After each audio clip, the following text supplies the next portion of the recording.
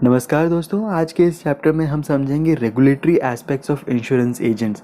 समझेंगे कौन से ऐसे रूल्स और रेगुलेशंस हैं जो कि सभी इंश्योरेंस एजेंट्स को फॉलो करने रहते हैं, और ये भी जानेंगे इस तरह के रूल्स और रेगुलेशंस की आखिर हमें ज़रूरत क्यों पड़ी। दोस्तों, आप लोग तो सभी जानते हैं कि इंश्योरेंस हो या कोई और अन्य सर्विस, हर जगह स्कैम और फ्रॉड आजकल आम बात हो गई है। और यही कारण है कि जो व्यक्ति आपसे पॉलिसी लेना भी चाहेगा वो भी कम से कम 10 बार सोचेगा आपसे प्लान लेने से पहले। इनके कई सारे कंसर्न्स हो सकते हैं। पहला कंसर्न तो ये होगा कि आप अपने आप को इंश्योरेंस एजेंट बता रहे हैं, क्या आप सच में इंश्योरेंस एजेंट है भी या नहीं।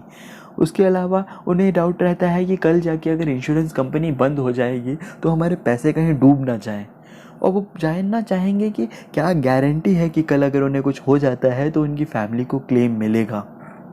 तो दोस्तों, इसी तरह के कई सारे सवालों का अगर आप सही जवाब देना चाहते हैं तो आपको इस चैप्टर को अच्छे से समझना पड़ेगा। तभी आप जान पाएंगे कि इंश्योरेंस सेगमेंट जो है हाईली रेगुलेटेड है।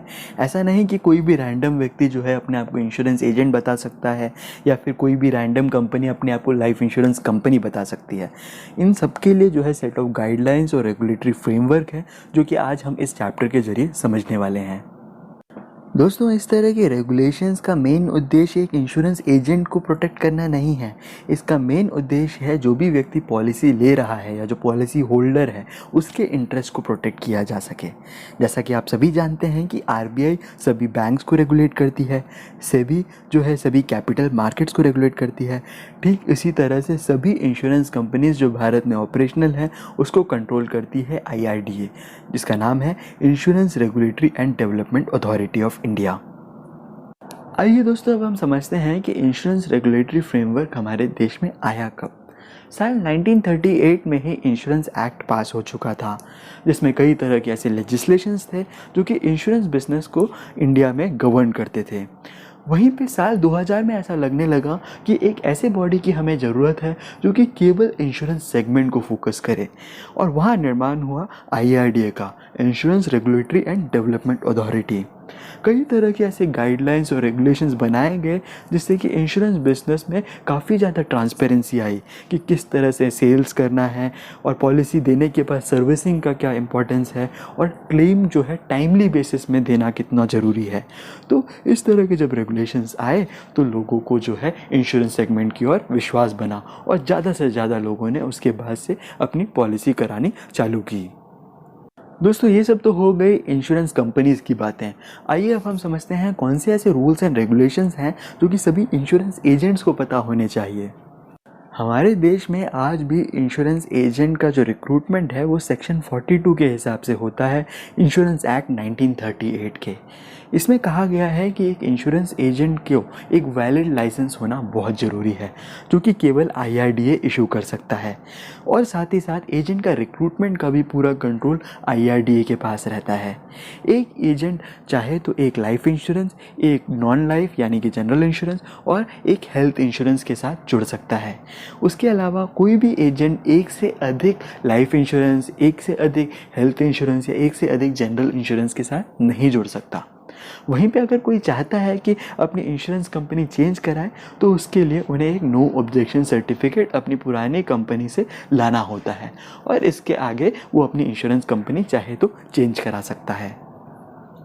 आइए दोस्तों, हम देखते हैं कौन से ऐसे रूल्स एंड रेगुलेशंस हैं जो कि इंश्योरेंस एजेंट के लाइसेंसिंग में बहुत ज़रूरी है। कि कोई भी व्यक्ति क्या इंश्योरेंस एजेंट बन सकता है? जी नहीं। मिनिमम क्वालिफ़िकेशन है कि उस व्यक्ति का 10th पास होना ज़रूरी है।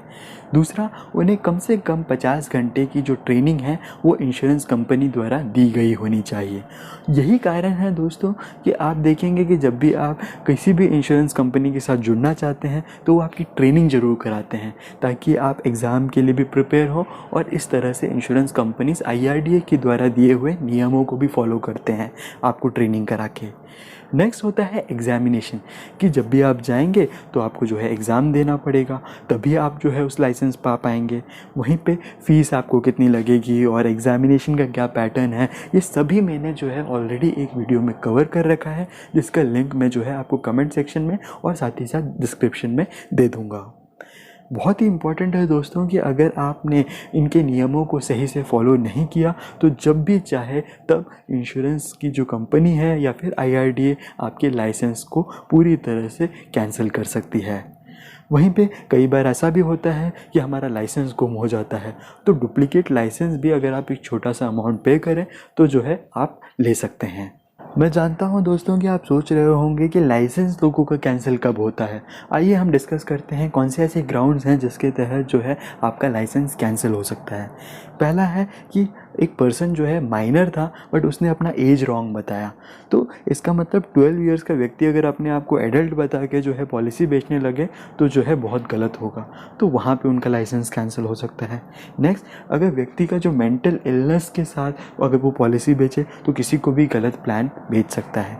तो अगर आगे जाके ये प्रूव कर होता है कि जो व्यक्ति जिसने एग्ज़ाम को क्लियर किया है वो मेंटली इल है, तो वहाँ पे उनका लाइसेंस कैंसिल हो सकता है। नेक्स्ट, कि अगर व्यक्ति ने कोई ना कोई क्रिमिनल एक्टिविटी में पार्टिसिपेट किया हो, वो चीटिंग करता हो या फॉर्जरी करता हुआ पाया गया हो, तो ये सभी जो है ग्राउंड्स होते हैं किसी भी व्यक्ति के लाइसेंस को कैंसिल करने का। दोस्तों आपको बता दूं कि एक बार जब आपको ये लाइसेंस मिलता है ये परमानेंट नहीं होता है, इसकी वैलिडिटी होती है 3 इयर्स की। अगर आप 25 घंटे की एक ट्रेनिंग अगर कर लेते हैं तो ये वापस से रिन्यू किया जा सकता है। आइए दोस्तों अब हम समझते हैं एजेंट्स कोड ऑफ कंडक्ट। आप अगर किसी भी कंपनी के साथ पहले काम करते आए हैं तो आपको पता होगा कि वहाँ का भी कोई ना कोई कोड ऑफ कंडक्ट होता है। इसका मतलब हर एक एम्प्लॉय को वो कोड ऑफ कंडक्ट को फॉलो करना रहता है अपने कस्टमर इंटरेक्शन के दौरान। तो एजेंट्स के लिए भी एक कोड ऑफ कंडक्ट IRDA ने निकाला है जिसके बारे में आज हम समझने वाले हैं। पहली चीज़, disclose the licence to the proposer on demand. अगर आपका कोई व्यक्ति जो है लाइसेंस आपकी डिमांड करता है, बोलता है कि हम कैसे मान लें कि आप एक इंश्योरेंस एजेंट हैं, तो आपका फ़र्ज़ बनता है कि आप उन्हें लाइसेंस दिखाएं। उन्हें जो भी आप प्रोडक्ट सजेस्ट कर रहे हैं उसके बारे में कंप्लीट इन्फॉर्मेशन दें। उनको कितना प्रीमियम लगने वाला है वो क्लियरली बताएं। कई सारे हमारे साथी हैं जो प्रीमियम में GST बिना जोड़े बताते हैं और बाद में जब उन्हें पता चलता है 2.5 या 4.5% का प्रीमियम भी लगने वाला है तो वहाँ पे उनका ट्रस्ट ब्रीच होता है। उनसे आप जो है सभी तरह के जो डॉक्यूमेंट्स इसमें लगने हैं वो कलेक्ट करें, उनका जो है फॉर्म फिल करें, और अगर वो आपसे पूछे कि आपको कितना कमीशन मिलेगा तो आपका फ़र्ज़ बनता है कि आप उसे डिस्क्लोज़ करें। आपको छुपाना नहीं है अगर वो आपसे पूछता है कि कितना कमीशन आपको मिलेगा।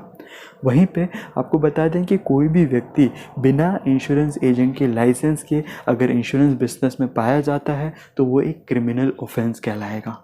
और जब भी आप इस तरह की कोई पॉलिसी को किसी को बेचते हैं तो वही रूल्स और गाइडलाइंस जो उस पॉलिसी डॉक्यूमेंट में दिए हैं उसको फॉलो करेंगे। कभी भी अपने खुद के टर्म्स एंड कंडीशंस या रेट्स मेंशन करके पॉलिसी की सेल नहीं करेंगे।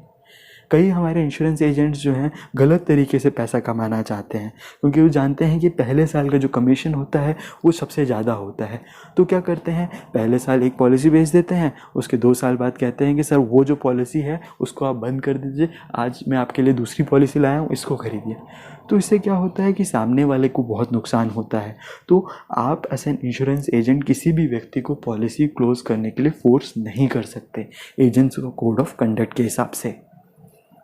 मुझे उम्मीद है दोस्तों कि आपको चैप्टर का एक्सप्लेनेशन पसंद आया होगा। अगर आपको समझ आया हो तो वीडियो पे लाइक ज़रूर कीजिएगा। मिलता हूँ आपको अगले चैप्टर में।